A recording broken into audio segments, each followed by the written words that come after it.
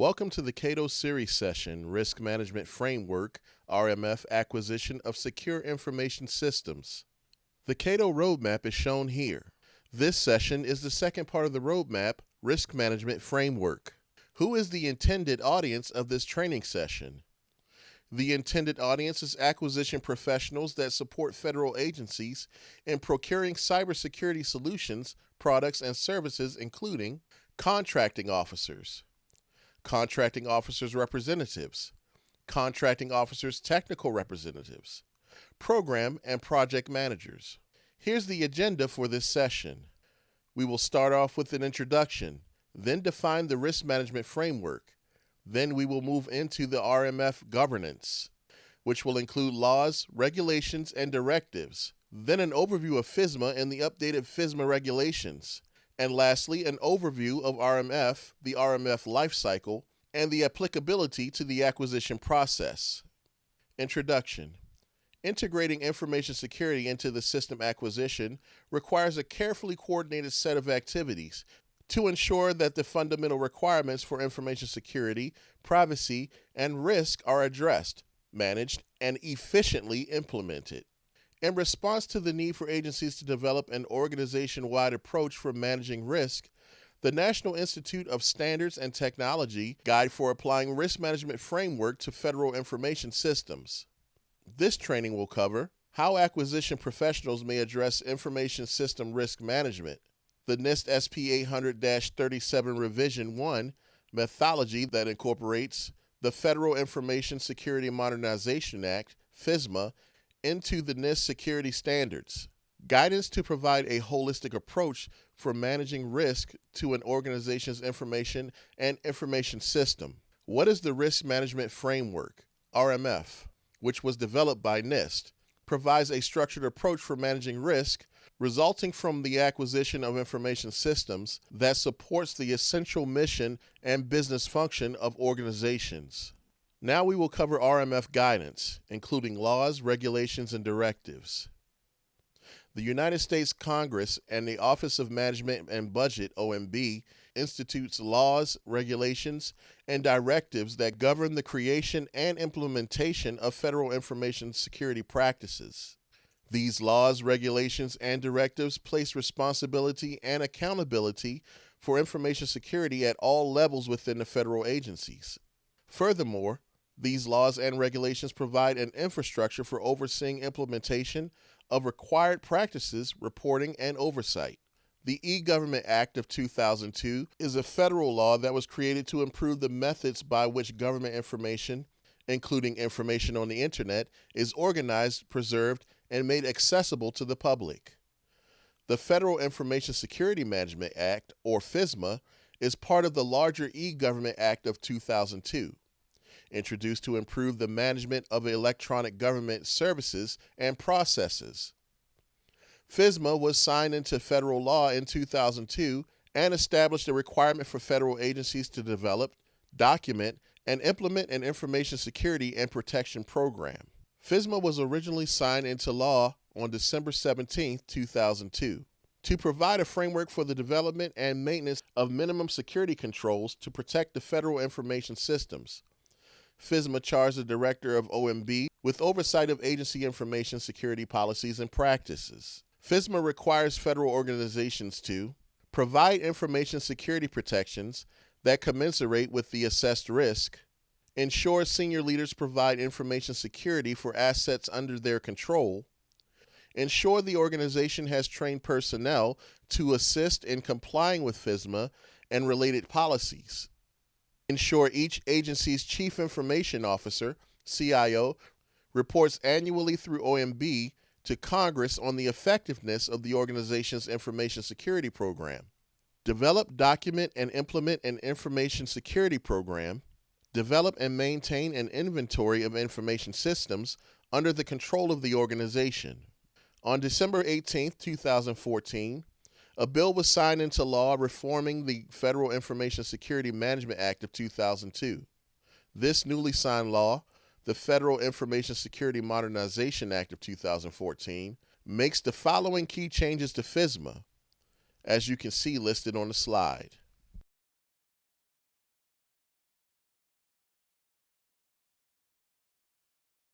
Next is the OMB Circular A130. OMB is the business division of the Executive Office of the President of the United States that administers the United States federal budget and oversees the performance of federal agencies.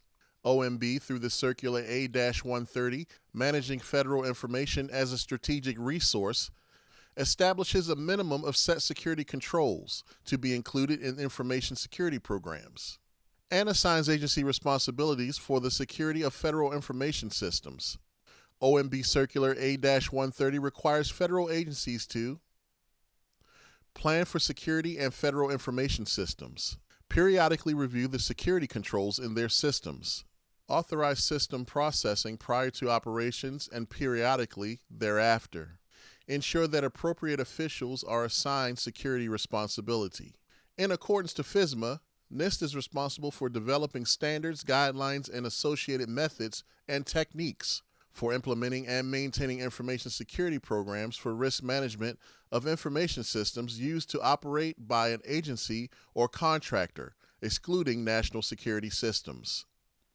There are 4 types of NIST information security publications available, as shown here.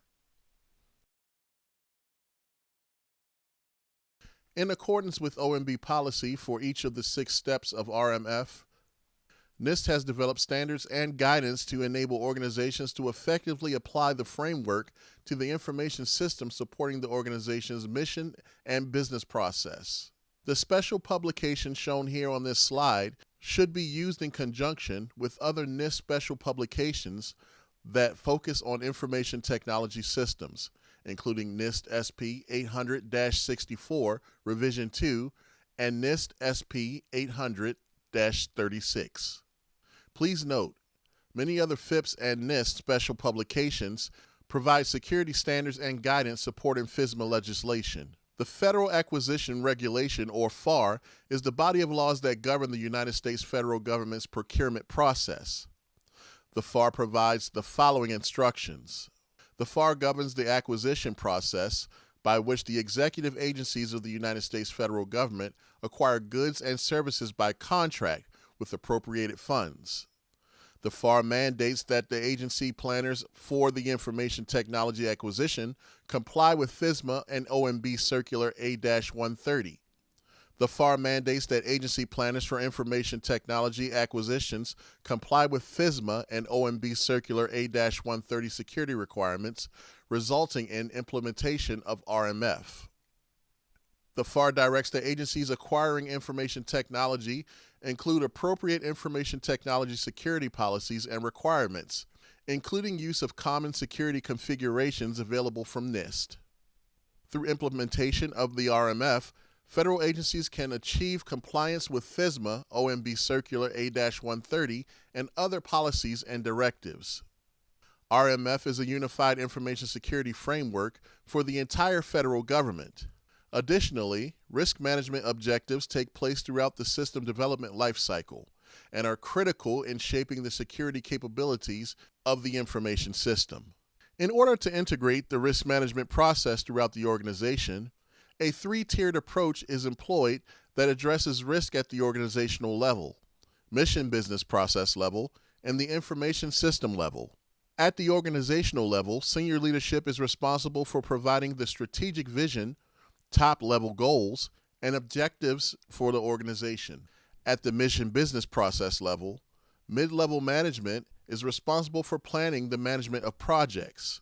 And lastly, the information systems level is comprised of individuals on the front lines who are developing, implementing, and operating the systems that support the organization's core mission and business processes. The RMF has the following characteristics. It promotes the concept of near real-time risk management and ongoing information systems authorization through the implementation of robust continuous monitoring processes. It encourages the use of automation to provide senior leaders the necessary information to make cost-effective, risk-based decisions. It integrates information security into the enterprise, architect, and system development lifecycle. It provides emphasis on selection, implementation, assessment, and monitoring of security controls, and the authorization of information systems. How is RMF integrated into information system acquisitions? RMF has emerged as a solution to bridge the gap between industry and government acquisitions and provides a more effective way to connect cyber requirements to the contract level. In accordance to Part 39 of the FAR, agencies must consider security resources, protection of privacy, national security, and emergency preparedness. Contracting officers must understand program cybersecurity requirements and cybersecurity risks to select the appropriate contract type and to assure that sufficient security resources are included and identified within the contract. Organizations must provide documentation sufficient to demonstrate a systematic ability to provide IT solutions that include appropriate security safeguards for federal information. The RMF framework consists of 6 steps. The steps are as follows: categorize, select, implement, assess, authorize, and monitor. Step 1 of 6 is categorize information systems.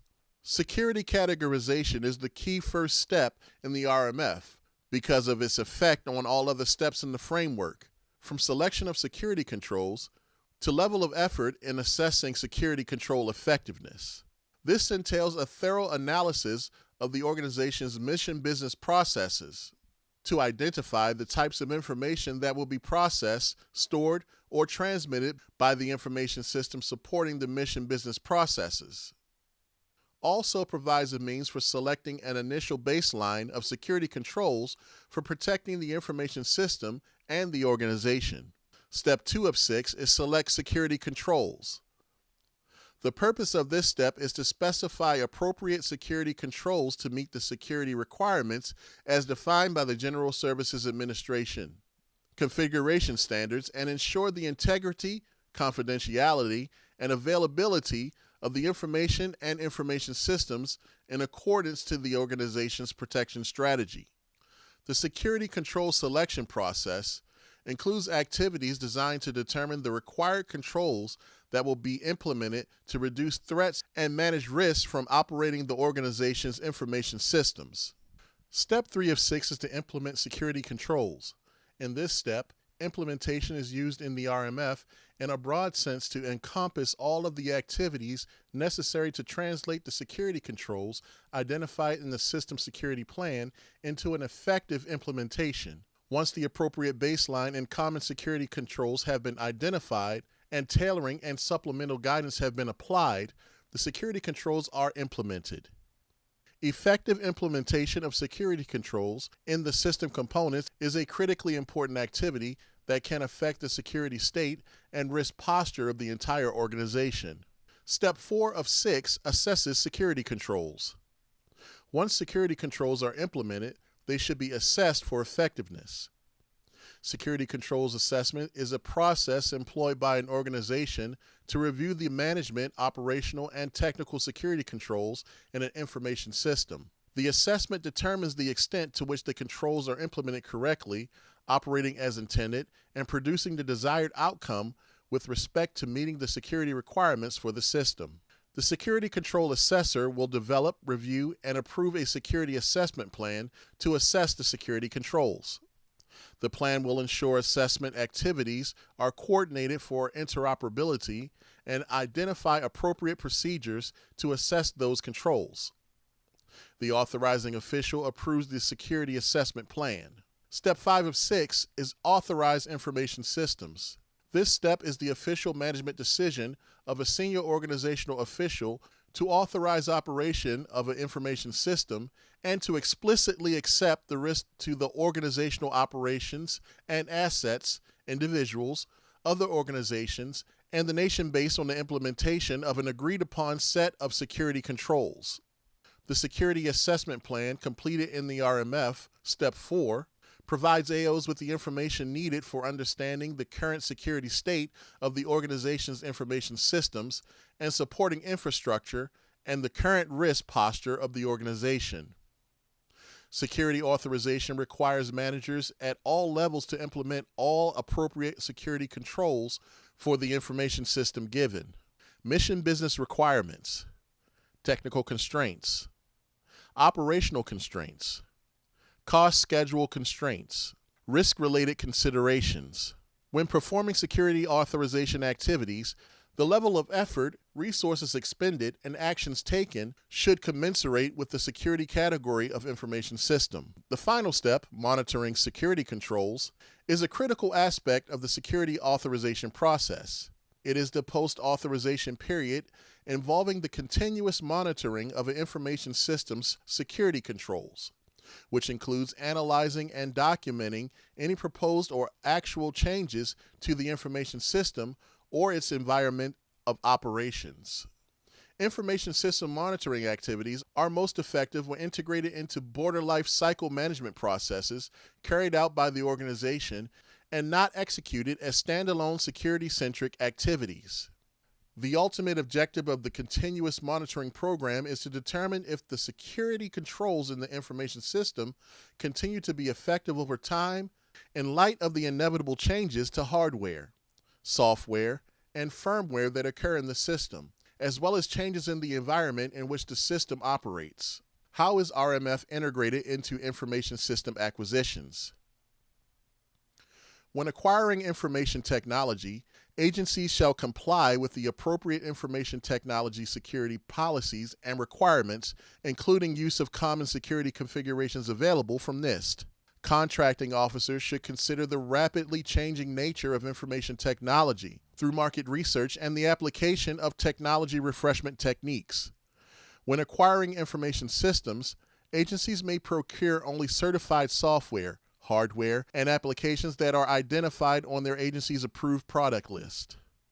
In accordance with the FAR, Section 39.101, contracting and program office officials are jointly responsible for assessing, monitoring, and controlling risk when selecting projects for investment and during the program implementation. Appropriate techniques should be applied to manage and mitigate risk during the acquisition of information technology. Techniques include, but are not limited to, continuous collection and evaluation of risk-based assessment data, prototyping prior to implementation, post-implementation reviews to determine the actual project cost, benefits and returns, and focusing on risk and returns using quantifiable measures. Essential awareness items for contracting officers. In regard to information system acquisition, contracting officers are engaged at a high level and must be aware of all policies, rules, and regulations so that the contract reflect the mandated security requirements for information systems, including, but not limited to, OPM Circular A130, FSMA, and the FAR. Here are some important questions to ask. 1. Is the system new or already created and/or established? 2. Are the system point of contacts, POCs, identified? 3. What is the system categorization? 4. Does the system process personally identify information, PII, or protected health information, PHI? 5. Is the system inventory up to date? 6. What is authorization to operation, ATO status, and/or conditions? Essential awareness items for program and project managers. In regard to information system acquisition, program and project managers are engaged at a high level and must be aware of all policies, rules, and regulations so that information systems are managed effectively to ensure compliance with the mandated security requirements, including but not limited to OPM Circular A130, FSMA, and the FAR. Listed below are some key awareness items. 1. Ensure to assign qualified personnel to RMF roles and document team member assignments in the SSP. 2. Ensure the Information System Security Manager or Information System Security Officer categorizes the information system based on the impact due to a loss of confidentiality, integrity, and availability of information or information systems according to information provided by the information owner. 4. Ensure the ISSM, after the initial assessment, conducts remediation actions based on the findings and recommendations in the plan of action and milestones. 5. Ensure the ISSM and the ISSO, as appropriate, develops a strategy for continuous monitoring of security control effectiveness. Conclusion: risk management is critical in procuring secure information systems so that agencies are able to achieve their mission and goals. Because of the severity of security threats faced by organizations today, information security legislation has been enacted to provide regulations and guidance for implementing information security safeguards for federal information systems. To that end, NIST developed the Risk Management Framework that delineates a multi-step process for categorizing systems and for selecting, implementing, and assessing security controls, as well as authorizing systems for authorization through the life cycle of an information system. There is a great benefit for reducing risk by procuring information systems through integrating cybersecurity into acquisition programs to ensure resilient systems. If you have any questions, please email us at the contact information provided later in the slides. Thank you for attending this training. Going forward, we hope you are able to utilize aspects of the program. Thank you.